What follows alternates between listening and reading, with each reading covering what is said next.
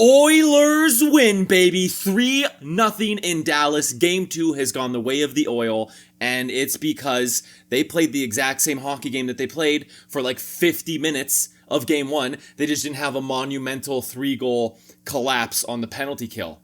And they didn't even really give Dallas a chance to do that. Stuart Skinner, with his third shutout in 4 games, it's all between the ears, baby. It's all between the ears, and this Oiler team just proved that they have it. A lot of lesser teams may have crumbled after what we saw in Game 1. They may have thought, wow, this might happen again. We have another big lead going into the third period, protecting it in the third period. This Oiler team proved their maturity as they improve to a 1-1 series here against Dallas. I'm thrilled. I thought they played a tremendous hockey game. To be honest, I didn't really even pay attention to much of that first period because there wasn't really much to be notified about. It was just the Oilers reeling, weathering the storm, figuring out. They just looked like a good hockey team. They had a good forecheck. I thought they hit harder on the forecheck, but not as hard as they could have. Not as hard as like a desperate team would. You know, they weren't throwing the body around recklessly. They were smart. They were playing intelligent. And I loved to see that. And then Ryan Nugent-Hopkins, off of a flub shot deflection, gets a little tap in. Boom. 1-0 for the Oilers in the first period. And then they just settled in. They thought, we have proven in Game 1 that we are absolute caw-caw when playing with the lead. This game, they were not caw-caw with playing with the lead. Pretty much after it became 1-0, the game was essentially over. I mean, Dallas had their chances. Skinner had to, they got their breaks. Don't get me wrong. They got their breaks. The Oilers had to make some great saves and stops, just throwing themselves in the way of the puck. Some tremendous shot blocking, even right up towards the very end of the game. A huge shot block right at the end of the game just to keep that donut for Stewie. It was truly magnificent. And of course, that goal by Nugent-Hopkins was definitely like the trend setter coming on the power play, the boarding call against Michael Granlund, who boarded Stetcher into the boards. Definitely a penalty. You know, it's a tough position for Granlund to be in, but it was a good call. I thought that's going to be 2 minutes all day. And then the Oilers capitalize on the power play. Second period comes along. They settle into their groove. Kulak with an amazing... I don't know how hockey players can think this quickly, is really what it was. I mean, you take a shot, it's immediately blocked. Ottinger's moved. I think he one-timed it off the shot block. We'll have to watch it again and correct me if I'm wrong, but I'm just recording this after watching the game. And just Ottinger has no chance. I mean, puts it top corner where Ottinger's already moving to the other side. There's nothing you can do, and I was thrilled. And then not long after that, beautiful tip by Connor Brown. The important thing about those 2 goals, not on the power play. No specialty teams to be talked about in the second period. It was a 5v5 period up until 58 seconds left when Ottinger flipped that puck over the glass.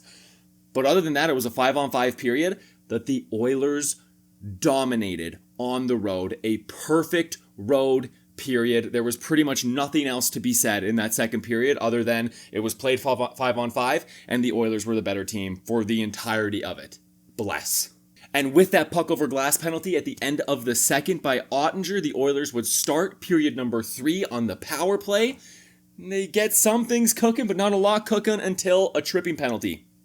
More of an interference call. Those are the kind of penalties that Connor McDavid just is going to get because he's so fast. He's so fast, he just skates through people, and people can't really get out of the way fast enough. I mean, maybe he stuck out a hip, I don't know. Honestly, at the end of the day, it didn't look like much to me, but definitely interference, I guess, if you're going to call it anything. The Oilers kind of flub that 5-on-3 opportunity, and then this is when the wheels almost fell off, because the Oilers have 1 power play unit. It consists of Connor McDavid, Leon Draisaitl, Evan Bouchard, Ryan Nugent-Hopkins, and maybe Perry, maybe Hyman, depending on how they're feeling. They don't really have a second power play unit. And it showed. It showed big time when the second power play unit came up and then gave up a breakaway. Thank goodness. I thought it was a save by Stuart Skinner. I was praising his names. I think it was just a missed backhand on the breakaway, but that had potential to completely change the game. And that was one of the many breaks that the Oilers did end up getting. But you got to get breaks in order to beat a team like Dallas like that, shutting them out. They're a great team. They proved that they were a great team. I think we may have got Dallas's best for parts of that game, and the Oilers beat it. And that's what I believe. I believe the Oilers can beat Dallas's best. The only thing that has me shaking in my boots is nothing. I'm just so confident that this team is going to win based on what I've seen for like all but 10 minutes of this series so far. And the only other penalties to really talk about, we'll just get to the ones that are easy. The coincidental roughing penalties, though that's a good call. The ref took 2 from the pile. And then the slash at the very end of the game when Hyman's going for the empty net, that all but iced it. They were talking on the broadcast like, wow, maybe that should have just been an automatic goal. I thought the angle was a little bit tough for that. I mean, I know he's an NHL player. He's definitely going to bury that, but it doesn't really matter. The only thing that kind of sucked about that is the Oilers then had to risk even more injury playing on the more power play time. I thought Draisaitl was out there, and I wasn't sure why he was out there. I thought this is when you put your second unit out and just let him take some deep breaths, and it kind of was the second unit. Anyway, there was a lot going on at the end of that third period for a 3-0 game. I'm just hoping Stewie can hang on to the donut, and he did. Like a police officer starting his half-an-hour break, he just grabbed that donut and took it home with him. But then the penalty that I really want to talk about and break down is the 2-minute slash that Darnell Nurse, because this was, again, at a critical time of the game. The Dallas Stars had just killed off a little 5-on-3. They killed off the rest of the penalty. Maybe they're finding some mojo. And then 200 feet, well, I guess it was right in front of his own net, but the puck wasn't even close. He slashes Roope Hintz after Hintz cross-checks him in the back. Now, the cross-check it wasn't that aggressive. It was a little bit, just a little cross-check. And then Darnell Nurse seemingly, I mean, I guess it was serious based on the fact that Hintz didn't come back. But watching it, you could tell by the way he reacted, he's not faking this. That's way too much of like a soccer fake in order for this to be a fake. And that just doesn't happen in hockey. I mean, he didn't even come back in the game. But the slash did not look that bad at all. I mean, after the follow-through, we only had one hand on the stick. Maybe that's because he hit him so hard that his one hand had to fall off from the reverberations. I don't know. I was kind of confused by the whole thing.